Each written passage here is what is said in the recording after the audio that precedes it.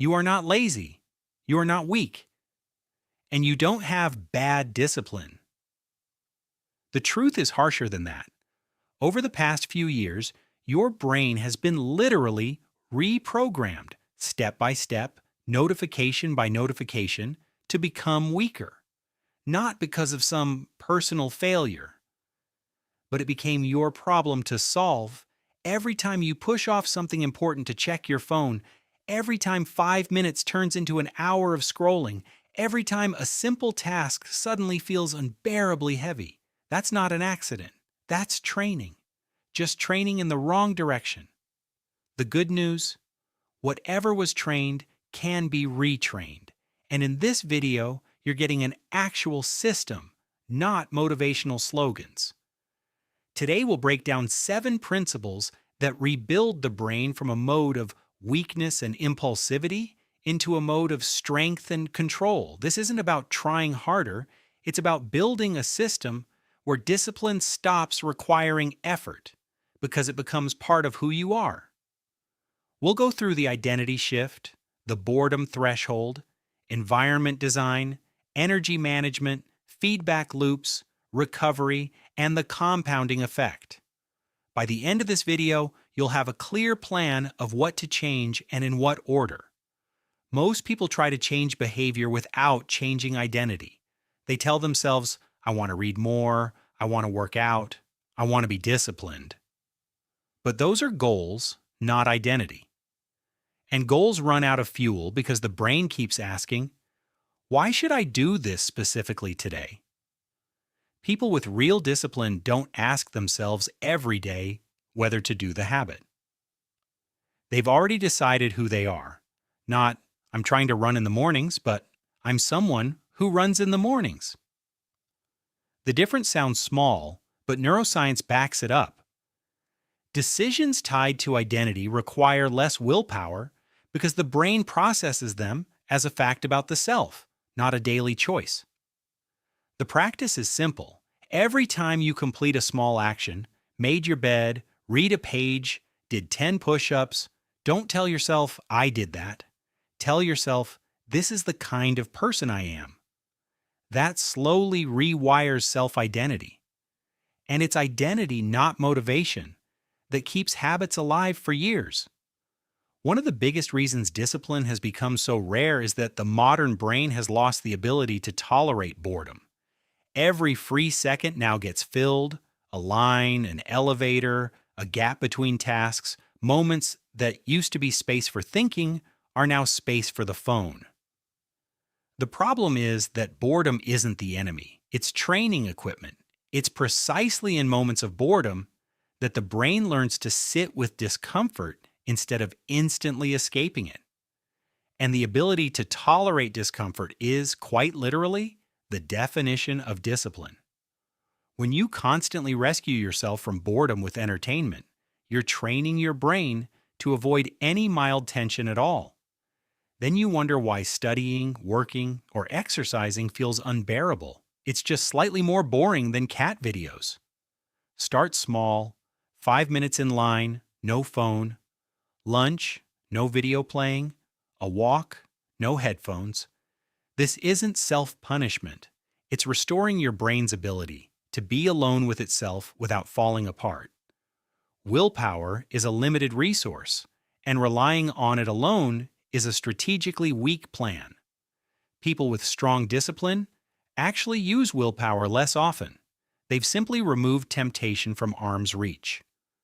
The brain reacts to environment automatically before conscious choice even kicks in.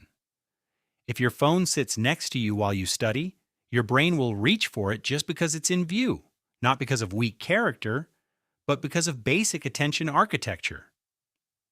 So instead of fighting yourself every single time, change the environment once. Put the phone in another room while you work. Keep a book in view instead of scrolling apps. Lay out workout clothes the night before, so there's no decision in the morning, only action. Disciplined people aren't stronger-willed every single second. They've simply designed their life so the right action is the easiest option, not the hardest one. Most people manage time, but not energy.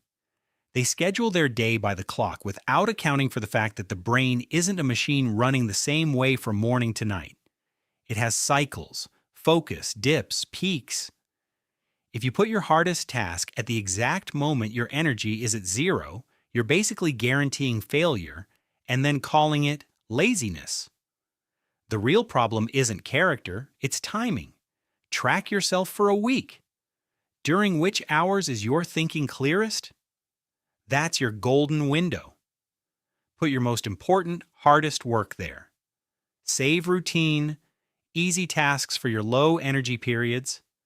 And one more important point, energy isn't just sleep and food. It's also emotional load. Conflict, anxiety, endless notifications, all of it quietly drains brain resources before you even sit down to work. Managing energy means managing what you allow yourself to spend on things that don't matter. The brain changes behavior faster when it sees evidence of progress. The problem with most habits is that the payoff arrives too late, months later, and the brain never connects today's action with tomorrow's reward. That's why it's important to create artificial feedback right now. A simple example, a habit tracker where you mark off each completed day. Sounds minor, but the visual chain of marked days activates the brain's reward system and creates a sense of progress long before real results show up. Another method, a short daily reflection, what worked, what didn't, what to do differently tomorrow. That turns random attempts into a managed system, where the brain keeps getting data and adjusting course, instead of acting blindly and quitting at the first setback. Discipline doesn't run on strength of character. It runs on visible progress. Make the progress visible, and motivation becomes a side effect, not a requirement. Many people think discipline means constant pressure on yourself without stopping. That's a mistake that leads to burnout, not strength. The brain, like a muscle, doesn't grow during the load. It grows during recovery from it. People who push nonstop often look productive for a week or two and then crash hard into procrastination because their nervous system is physically depleted. That's not weak willpower. That's the brain's protective response to chronic overload. Real discipline includes planned rest, not as a reward you earn, but as a required part of the system. Full sleep, lower load days, moments with no tasks and no goals. The difference between a disciplined person and a burned out one isn't the amount of effort. It's whether there's a rhythm between strain and recovery. Without that rhythm, any discipline system eventually collapses from the inside. The last principle explains why the first few weeks of change feel pointless and why that's exactly the point where most people quit. Brain change isn't linear. The first days and weeks are barely noticeable to almost anyone because neural connections are just beginning to form. But every repetition isn't an isolated action. It's a deposit into a system whose effect doesn't show up immediately, it accumulates. That's why a small daily action beats rare bursts of heroic effort. Not because the small action is enough on its own, but because it's repeatable, and compounding requires time and consistency, not intensity. People quit at exactly the point where the compounding was about to become visible.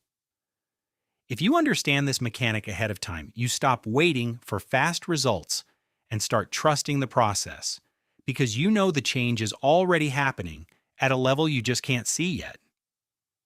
7 principles: the identity shift, the boredom threshold, environment design, energy management, the feedback loop, recovery, the compounding effect. None of them require heroics. None of them require you to become a different person overnight. They require exactly one thing: that you pick one principle today and start there, instead of trying to change everything at once and giving up again in 3 days. Your brain isn't broken. It's just been trained in the wrong direction. And now you know exactly how to flip that training in your favor. If this video gave you something you can actually use, hit like. It helps more people find it. And subscribe to the Focused Few if you want to build a strong mind, not just watch motivational clips.